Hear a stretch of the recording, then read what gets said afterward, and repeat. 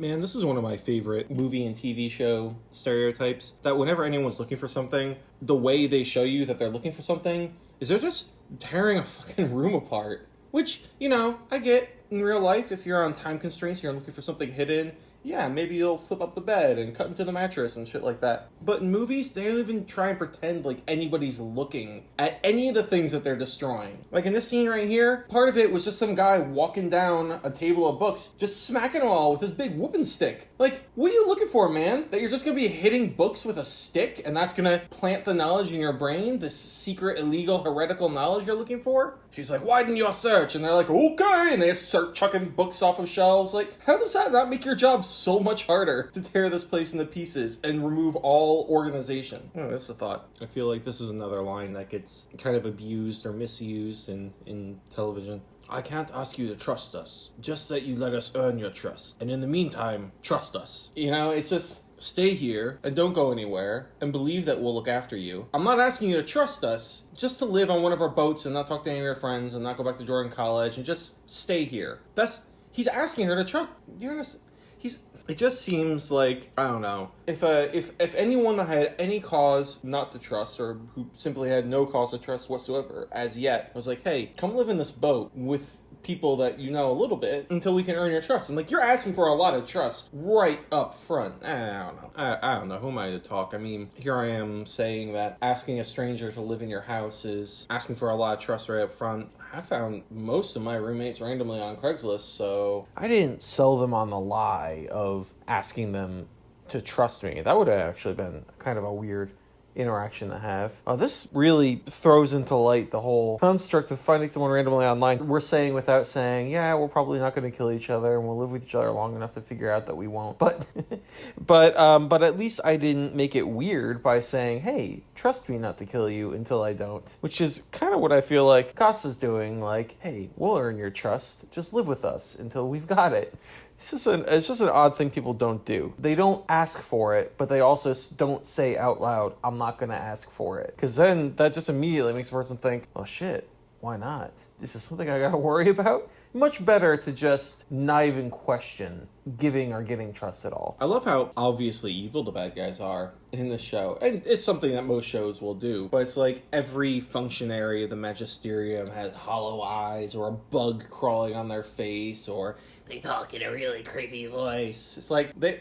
or oh, my familiar demon is a snake. Ooh, snakes are creepy. It's just, it seems like that skit, are we the baddies? Oh, we live in basements, and we talk about heresy all day, and we all have creepy physical deformities or characteristic traits. Are we the baddies? Yeah. God damn, I'd be so pissed if I was Lyra. You know that feeling... like, you're like, oh, hey, I just found this out. And all your friends turn and look at each other like, oh, yeah, we knew. And you're like, oh, damn, why didn't I know? They're out there, and it's like an entire culture of people and everyone that she grew up around, and, whole communities of river nomads are like, oh, yeah, no, we know who your parents are.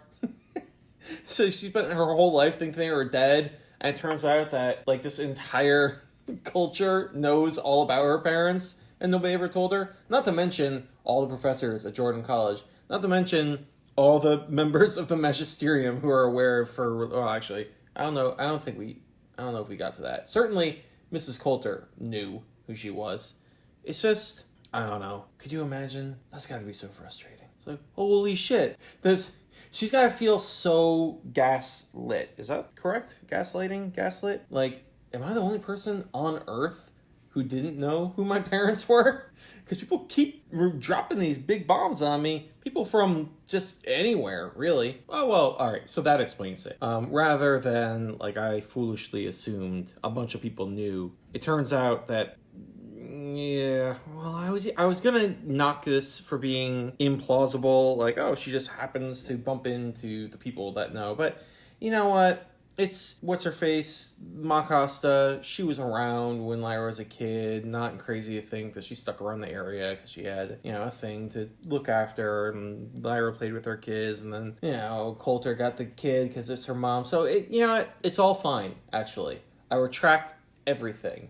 I was making fun, but it's not crazy after all. This monkey doesn't talk much. He's just get bullied all the time. You know, when I read the books, the monkey freaked me out. I pictured it a little bit differently than this monkey, which is way cuter than the monkey I pictured in my mind. But the monkey used to freak me out. I hated that monkey when I was a kid. And you're giving me a lot of sympathy for the monkey. It's just because they make the monkey really cute that everyone loves it. You're right. I am a slave to aesthetics, the same as the rest of us horrible humans. You can forgive evil if it's adorable enough. Well, yeah. Well, you know, it's the same way they have all the Magisterium people look all creepy and you know, they're all bald and pale. They're trying to make them look like bad guys by changing their physical appearance into something less appealing. Whereas, for whatever reason, they're like, oh, you know that horrible monkey that tortures Pan? Let's make it cute as fuck. I think they went into this hoping that we'd have some sympathy for the monkey, and I was trying to hold out, but you're selling me on it. The next person to call that elevator is going to get an unpleasant shock if they go to the top or bottom floor. Just a little jelly Egyptian, just a little squishy Egyptian pancake. No, they stop before they go that high. They're not going to ding squish. Okay, so great. Your bug flew out there, smacked Lyra on the head, and then flew back to you. How does that help you find her? We'll see. I mean, it just seems like if it was a tracking thing that was really good at finding people, maybe following it would have been the way to do it. What else is it going to do now except fly back there again to where she used to be, but now she's gone, of course. What does it do? How does it help at all to be like, oh, you see this bug I'm holding here in my apartment? Well, a little while ago, it was with that girl. It can't talk to us or tell us where she is, but you bet you found her. You bet. Maybe that's in the next episode. Yeah, maybe it's in the next episode. I've done this a bunch where I've had to eat my words in the next episode.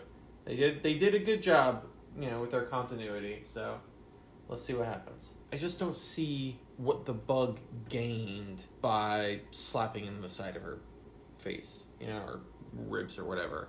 Like, it had her stink from her clothes, and that's how it found her. And then it found her. And then it came back, and it's like, okay, well, what's the next step? Like, how are we any better off now than before? We have one less bug. We still have a bug that can find her, and that's awesome. But we had 2 bugs that could find her earlier just from her clothing stink. So how is this better? I don't know. I feel like the worst rush of character introduction... God, did I talk about this already? The journalist with the butterfly demon? It just seemed like they were showing her face a bunch at the party, so it's like, why is the camera looking at this woman so much? Is she important? And then she's like, hey, I'm so-and-so. I'm a journalist. Your mom's a gobbler. And I was like, what? And then just killed. Butterfly squished. It seemed like they kept her in for...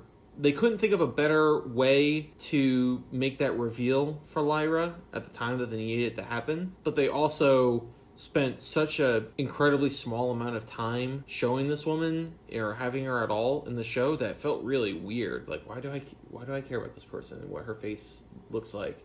Why should I remember her? She's in 10 minutes of this episode. I don't know. I might have talked about that already, but I remembered seeing her in the what happened last time of this show. I remember feeling during that episode, during the last one, that it seemed like her intro and her outro were so close together that it felt very strange to me. But, you know, what you gonna do? The roping, the meat of the Egyptians, that was one of the like big scenes I alluded to in my very earliest like intro of this entire series that we're doing.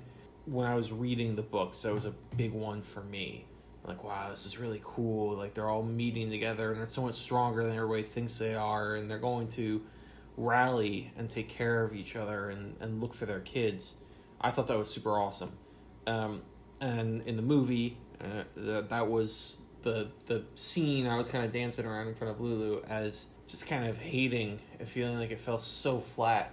It was better in this one. I talked about this also. Nothing's ever going to live up to my imagination because I've been imagining it one way for a decade, so or longer. But I liked it. I liked it better. Like I said before, I do like the Egyptians as a faction more in this than the pathetic way I feel like they were portrayed in the film. So that was nice. I hope the same is true for all the other characters that I think are cool that I won't name in front of you now because spoilers.